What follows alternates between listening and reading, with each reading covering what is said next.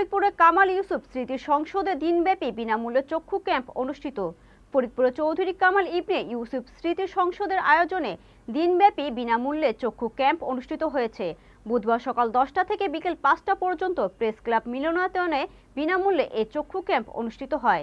ফরিদপুর জেলা প্রতিনিধি নিরঞ্জন মিত্র নিরু আইটিভি বাংলাকে জানিয়েছেন, চক্ষু ক্যাম্প অনুষ্ঠানের প্রধান অতিথি হিসেবে উপস্থিত থেকে সেবা কার্যক্রমের উদ্বোধন করেন বাংলাদেশ জাতীয়তাবাদী মহিলা দলের যুগ্ম সাধারণ সম্পাদক ও ঢাকা মহানগর উত্তরের আহ্বায়ক চৌধুরী নায়েব ইউসুফ।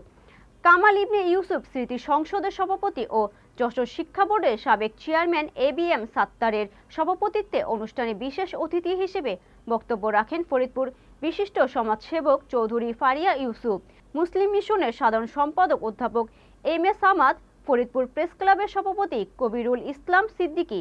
ক্যাম্পে 5 শতাধিক রোগীকে বাছাই করে চোখ পরীক্ষা করে বিনামূল্যে ওষুধ ও চশমা প্রদান করা হয়। এছাড়াও বেশ কিছু রোগীকে বিনামূল্যে চোখের ছানি অপারেশন করার ব্যবস্থা নেওয়া হয়।